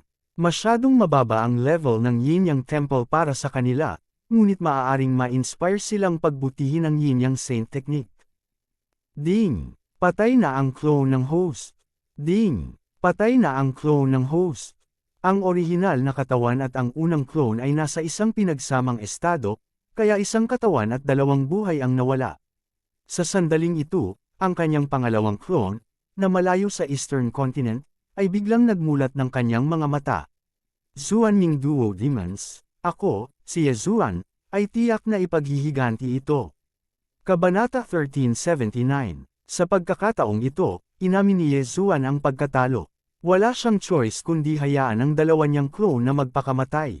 Pagkatapos ng lahat, kung siya ay nakagapos, hindi niya magagamit ang kanyang true chi. Kung siya ay nakokontrol muli, hindi na siya makakaalis. Sa oras na iyon, ang tanging makakagalaw ay ang kanyang pangalawang clone sa Eastern Continent. Kung iyon ang kaso, ano ang silbi ng pagpapanatili ng kanyang orihinal na katawan at unang clone? Kaya naman, nagpasya siyang sirain ang kanyang mga mata. Ngayong sumanib na siya sa Immortal Phoenix Bloodline, naramdaman na lang niya na nakakalungkot na namatay ang kanyang dalawang hindi namamatay na clone. Gayunpaman, ito ay hindi maiiwasan. Gamit ang Immortal Phoenix Bloodline, magagamit ko ang DevR points para buhayin ang aking mga hindi namamatay na clone. Gayunpaman, mayroon lang akong isang punto ngayon. Nag-isip sandali si Yezuan at sa wakas ay nagpasya na alalahanin ang ilan sa kanyang mga kasanayan. Matandang puno, pasensya na. Sinabi ni Yezuan sa matandang puno ang nangyari. It's fine. It's just an ultimate skill. You've helped me increase my realm by so much. At saka, I'm undying. Kung mamatay ka, hindi ba ako mamamatay din? Hindi masyadong inisip ito ng Old Tree at malugod na tinanggap ang katotohanan ito. Sige, Hindi na nagsalita pa si Yezuan at inalala ang Berserk Python sweep ng Old Tree. Ding! Matagumpay na naalala ang Berserk Python sweep. Ding! Nakakuha ang host ng 2 DevR points. Ang Berserk Python sweep ay isang magandang kasanayan. Gayunpaman, dahil ang kaharian ng Old Tree ay hindi katumbas ng halaga, nagpa siya si Yezuan na alalahanin muna ito. Ang paggunita sa Berserk Python sweep ay nagbigay sa kanya ng 2 DevR points. Dati, ipinagpalit din niya ang isang DevR point para sa pinakamataas na limitasyon ng kanyang layunin sa pagpatay. Sa makatuwid, si Yezuan ay may kabuuang 3 DevR points. Ding! Naubos na ng host ang isang DevR point. Binubuhay ang mga hindi namamatay na clone. Ang mga hindi namamatay na clone ay muling nabubuhay. Ang kasalukuyang pagkonsumo ay 1%. Ding! Naubos na ng host ang isang DevR point. Binubuhay ang mga hindi namamatay na clone. Ang mga hindi namamatay na clone ay muling nabubuhay. Ang kasalukuyang pagkonsumo ay 1%. 4 na system notification ang tumunog. 1 DevR point na lang ang natitira kay Yezuan. Sa kasamaang palad, ang muling pagkabuhay ay nangangailangan pa ng 1 araw. Ano bang problema mo? Habang si Yezuan ay malalim ang iniisip, biglang tumayo si Guan Yulan at sinabi. Mahigit 2 taon na ang nakalipas mula nang maalis si Song Suijing. Sa loob ng 2 taon na ito, bagamat parehong nasa iisang kwarto sina Yezuan at Guan Yulan, magkayakap lang sila para matulog at walang ginawa. Napangiti si Yezuan nang makita niyang nagising si Guan Yulan. Magiliw niyang hinaplos ang buhok ni Guan Yulan at sinabing, wala lang. 2 clone ko ang napatay at kasalukuyang inaayos. Pinatay. Nanginginig si Guan Yulan. Hindi ba't nangangahulugan iyon na isang buhay na lang ang natitira kay Yezuan? Huwag kang mag-alala, itong pangalawang clone ko ay hindi aalis sa Eastern Continent, nagmamadaling paliwanag ni Yezuan. Sa Blood Rock Continent, maliban sa Lianian City, walang sinuman mula sa Wanxiang Realm. Maliban sa Old Immortal Tianju na namuhay sa pag-iisa sa Great Desolation, walang ibang nagbabanta sa kanya. Bagamat hindi pa umalis si Guan Yulan sa Blood Rock Continent, lahat ng kayamanan na nakuha ni Yezuan noon ay ibinalik ng kanyang pangalawang clone. Sa ngayon, si Guan Yulan at ang iba pa ay nasa Fragmentation Realm, at ang ilan ay nakarating pa sa Nirvana Realm. Sa Blood Rock Continent na ito, sila ang mga Panginoon. Kung gayon sino ang pumatay sa iyong 2 clone? Curious na tanong ni Guan Yulan. Alam niya na si Yezuan ay nasa tuktok na ng ika-4 na antas ng Nirvana Realm, at si Wei Zhenchen ay nasa ika-6 na antas ng Nirvana Realm. Sino kayang pumatay sa kanila? Ito ay ang mysterious underworld duo demons. Hindi ko inaasahan na ang isang super powerhouse na tila nasa Immortal Realm ay lilito sa daan. Walang magawang umiling si Yezuan. Immortal Realm. Nagulat si Guan Yulan. Ang isang powerhouse sa Immortal Realm ay maaaring mabuhay ng hindi bababa sa 1,000 taon. Mas mahaba pa ito kaysa sa kasaysayan ng ilang sekta.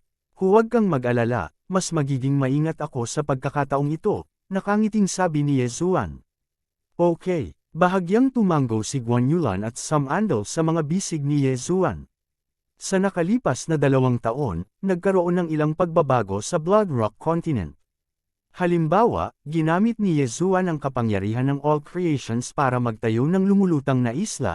Nanganak si Zhao Pan ng kaunting mataba, pinag-isa ng ika-6 na prinsipe ang pangunahing kontinente, at ang 2 magkapatid, sina Feng Wuchen at Feng Wuan, ay nagsanay ng magkasama sa Panglei Divine Land.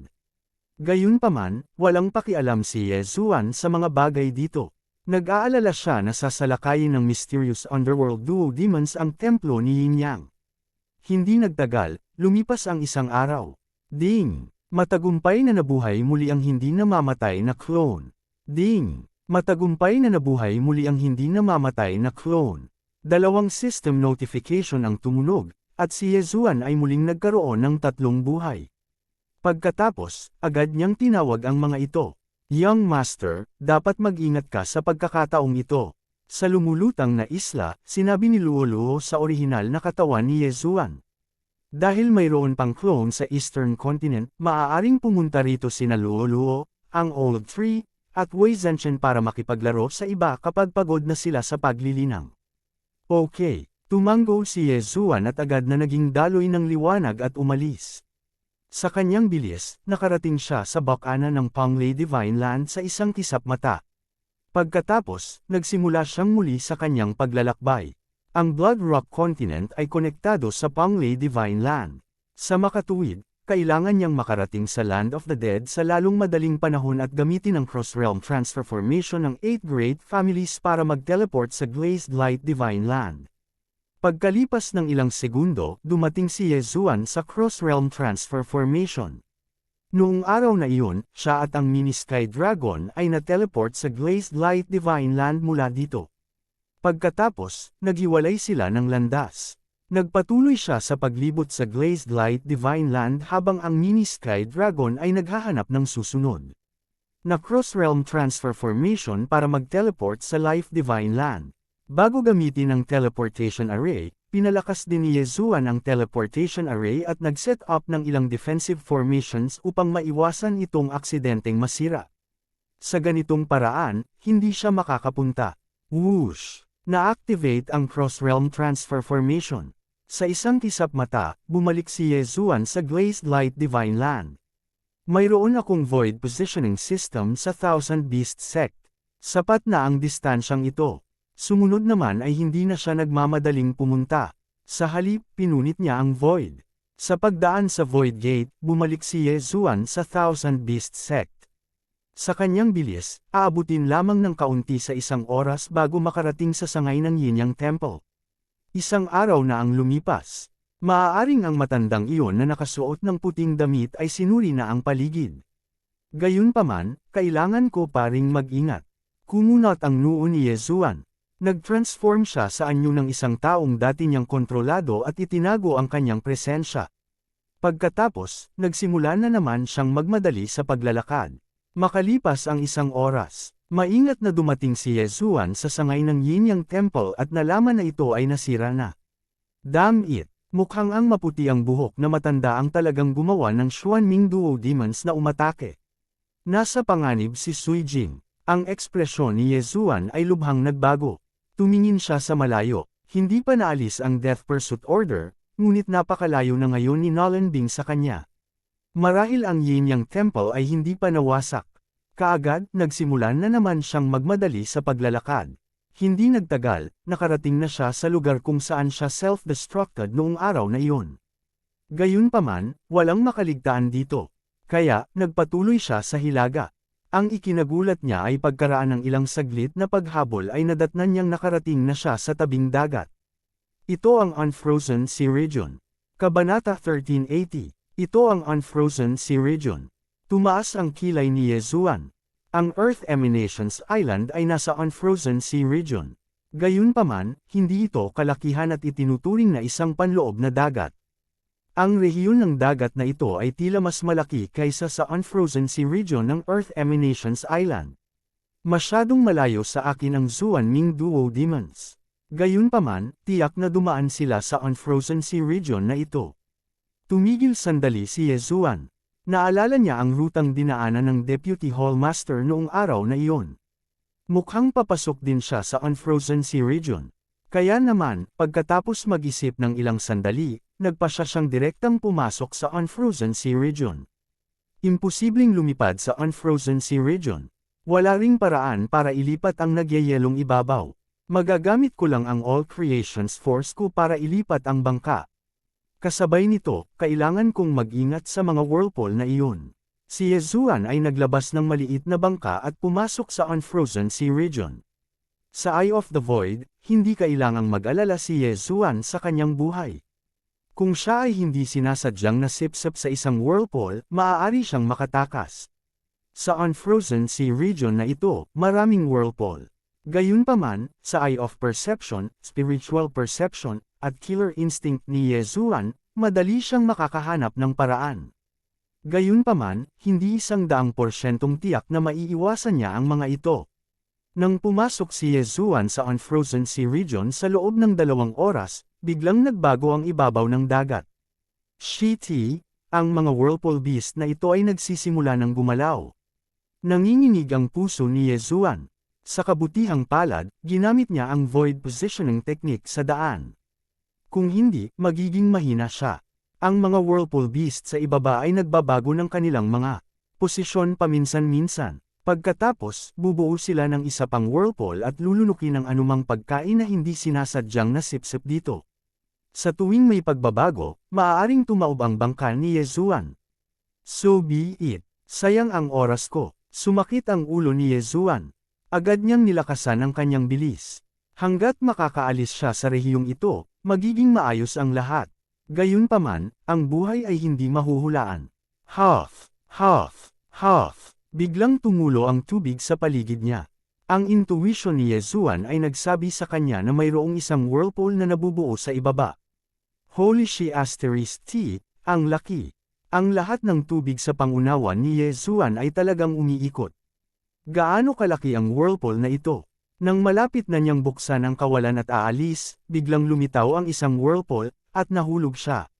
Biglang nangyari ang eksenang ito na kahit siya ay nahuli na hindi nakahanda. Lagok, lagok. Ang buong katawan ni Yezuan ay itinapon sa whirlpool at nagsimulang umikot ng tuloy-tuloy. Wei Zhenchen, protektahan mo ako. Nagmamadaling tinawag ni Yezuan si Megatron at ginawa itong isang set ng armor para takpan ang Brilliant Golden Armor. Ngayong tumaas ng isang puntos ang lock attribute ni Wei Zhenchen, ang kanyang mga kakayahan sa pagtatanggol ay naging mas malakas kaysa dati. Bagamat hindi palaging lalabas ang critical defense, maaari pa rin itong iligtas ang kanyang buhay sa mga kritikal na sandali. Ang whirlpool na ito ay umikot sa napakabilis na bilis. Maging si Yezuan, na nasa ika-4 na antas ng Nirvana Realm, ay hindi makalaban dito. Sa kabutihang palad, ang isang eksperto sa kanyang antas ay halos makakaligtas ng hindi umaasa sa hangin. Maaari niyang ganap na palitan ito ng kanyang True Chi. Sa makatuwid, kahit na manatili siya sa dagat sa loob ng 100 taon, hindi magkakaroon ng anumang mga problema. Gayunpaman, habang patuloy na bumababa ang whirlpool, ang tubig dagat ng Unfrozen Sea region ay bumigat at bumigat. Naramdaman lang ni Yezuan na ang kanyang bilis ay bumaba ng hindi bababa sa 20%, at ito ay tumataas pa rin. Naisip niya na sa pagkakataong ito, lalamunan siya ng Whirlpool Beast sa ibaba. Gayunpaman, tiyak na hindi kakagete ng Whirlpool Beast ang isang maliit na nilalang na tulad niya at direktang lulunukin siya sa tiyan nito. Sa oras na iyon, magagawa niyang patayin ang Whirlpool Beast na ito habang nandoon siya. Ang gayong napakalaking whirlpool ay mangangailangan ng Whirlpool Beast na hindi bababa sa ika-7 antas ng Nirvana Realm o maging ang ika-8 antas ng Nirvana Realm para lumabas. Ito ay isang malaking kapalaran. Kasabay nito, hanggat napatay niya ang Whirlpool Beast na ito, makakabalik siyang muli sa ibabaw ng tubig. Hindi na niya kailangang maglakbay muli at makatipid ng oras. Hayaan mo akong makita ang totoong mukha nitong Whirlpool Beast. Namilog ang mga mata ni Yezuan. Nakahanda na siyang ilabas ang kanyang ultimate move. Sinundan niya ang whirlpool at hindi nagtagal, naramdaman niyang bumaba ng hindi bababa sa 30%. Hindi lang iyon, may bahid din siya ng init. Kakaiba, bakit lalong umiinit ang tubig dagat habang pababa tayo? Si Yezuan ay medyo naguguluhan. Dahil walang panganib, direktang inutusan ni Yezuan si Wei Zhenchen na suriin. Whoosh! Agad na naging manipis na karayom si Wei Zhenchen at tumagos sa tubig. Hindi nagtagal, nakatanggap siya ng mensahe. Ano, sabi mo may kumikinang na hayop na malaki ang bibig. Nagtaas ng kilay si Yezuan. Ang sky-reaching beast sa whirlpool ay tinawag na Whirlpool Beast ng mga nakapaligid na tao. Gayunpaman, walang nakaligtas matapos makita ang Whirlpool Beast na ito. Gayunpaman, kapag naisip niya ito ay may katuturan. Malakas ang suction force dahil sa malaking bibig. Ang saklaw ng perception ni Yezuan ay, Nabalisa, mukhang hindi maganda ang katawan ng Whirlpool Beast na ito. Gayunpaman, ang hindi naintindihan ni Yezuan ay kung bakit kumikinang ang Whirlpool Beast. Maaaring ito ay ang anglerfish. Bumaba ako at titingnan din. Si Yezuan, na nakasuot ng Brilliant Golden Armor, ay nagpalibot sa kanyang True Chi at lumusot sa tubig. Maya-maya, nakakita siya ng bola ng liwanag. Agad niyang ginamit ang Eye of Revelation at natuklasan niya na ang Ball of Light pala talaga ang hinahanap niya. Iyon ang Sea Heart Flame. Nanlaki ang mga mata ni Yezuan. Siya ay kasalukuyang nasa tuktok ng Nirvana Realm. Kung gusto niyang makapasok sa Nirvana Realm Level 5, kakailanganin niya ang Sea Heart Flame, na nasa ika-70 na ranggo sa Exceptional Flame List. Ang Sea Heart Flame ay karaniwang ipinanganak sa malalim na dagat. Gayunpaman, ang malalim na dagat ay palaging isang mapanganib na lugar. Hindi madaling mahanap ang Sea Heart Flame. Hulaan ni Yezuan kung ang Sea Heart Flame ay nasa Yunisea Sea region. Noong una, gusto niyang kumpirmahin ang sitwasyon sa main hall ng Yin Yang Temple bago bumalik para hanapin ito. Hindi niya inaasahang makakaharap ito ngayon. Gayunpaman, ang Sea Heart Flame ay hindi nalantad sa tubig. Sa halip, ito ay nasa katawan ng isang malaking halimaw. Ang malaking halimaw na ito ay ang Sky-reaching Beast na kilala bilang Whirlpool Beast. Napakalaki nito, mahihirapang patayin ito. Nagtaas ng kilay si Yezuan. Gayunpaman, hindi magandang maging malaki dahil nakamamatay ito kapag nakalanghap ito ng hindi magandang bagay. Halimbawa, Yezuan, Wei Zhenchen, pasok na tayo. Agad na inutusan ni Yezuan si Wei Zhenchen. Kaagad, sumunod si Wei Zhenchen sa tabi ni Yezuan at sinipsip sa katawan ng Whirlpool Beast. Sa sandaling ito, ang bilis ni Yezuan ay halos 60% lamang ng kanyang bilis sa labas. Masyadong mabigat ang tubig dagat. Ang isang ordinaryong level 4 Nirvana Realm martial artist ay pinigilan na sa puntong hindi na makagalaw. Sinipsip ng Whirlpool Beast si Yezuan sa katawan nito. Matapos dumaan sa esophagus at iba pang organ nito, sinipsip ito sa tiyan nito. Napakalaki ng tiyan ng Whirlpool Beast. Kung anuman ang matuno nito ay may iwan sa tiyan nito. Kung tungkol sa tubig dagat, ito ay direktang ilalabas sa katawan nito. Kapag halos tapos na ito sa pagkain nito, ang Whirlpool Beast ay titigil sa paglamon. Ang Whirlpool Beast na ito ay malinaw na hindi nakakain ng sapat, kaya patuloy itong umiinom ng tubig. Lumapit si Yezuan sa malaking tiyan at tumingin sa paligid. Napagtanto niya na ang Sea Heart Flame ay nasa tabi mismo ng puso ng Whirlpool Beast. Kasabay nito, ito ay nasa itaas mismo ng kanyang ulo. Wei Zhenchen, sa taas mismo, buksan mo.